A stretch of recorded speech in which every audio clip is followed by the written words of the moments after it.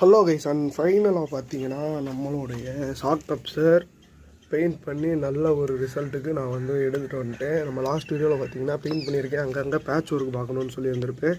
அதாவது இன்னொரு கோட்டிங்குமே பார்த்தீங்கன்னா நம்ம வந்து பெயிண்ட் பண்ணிட்டோம். டோட்டலாக பார்த்தீங்கன்னா 2 நாள்ன்றது நம்ம எடுத்துக்கிட்டோம். அதாவது ஃபஸ்ட்டு நாளில் கிட்டத்தட்ட முடிச்சிட்டோம். ஷார்ட்ஸ் வீடியோ பார்த்துருப்பீங்க. அண்ட் செகண்ட் நாள் பார்த்தீங்கன்னா ஒரு பெயிண்ட் அடிச்சிருப்போம். செகண்ட் நாள் மார்னிங் பார்த்தீங்கன்னா திருப்பி இன்னொரு லேயர் அடித்து நம்ம வந்து ஃபுல்லாக வந்து நல்லா அந்த பெயிண்ட் வந்து செட்டிலாக வெயிட் பண்ண டைம் கொடுத்தாச்சு. அண்ட் 2 நாளாக வண்டி நின்றுக்கிட்டு தான் இருக்குது, ஐடி இல்லை, எந்த ஒரு ஸ்டார்ட்டுமே பண்ணல. இன்றைக்கி இதை மாட்டிட்டு இதுக்கான சினிமேட்டிக் ஷார்ட்ஸோடு பார்த்திங்கன்னா சேர்த்து அடுத்த ஷார்ட்ஸ் வீடியோவில் நீங்கள் பார்ப்பீங்க கைஸ்.